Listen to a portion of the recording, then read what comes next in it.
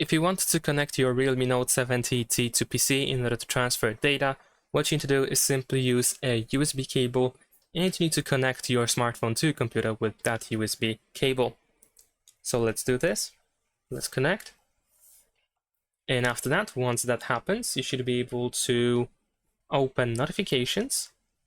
And over here, we can try to find a notification about charging this device. So over here, we have Android system. We're going to tap on this arrow over here on the right side in order to reveal, to expand that notification. And we have charging this device via USB. We want to tap on this notification in order to go to USB preferences. And over here, choose file transfer and verify yourself. And there we go. Now we're going to move to our computer. And after opening your computer, you should be able to find your Realme Note 70T. So we can go over here. You should be able to find the internal storage as well as the microSD card if you have one. So you can go over there, find all folders and all files that you have on your smartphone.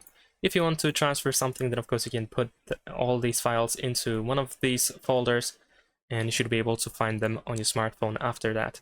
Thanks for watching, leave a like and subscribe.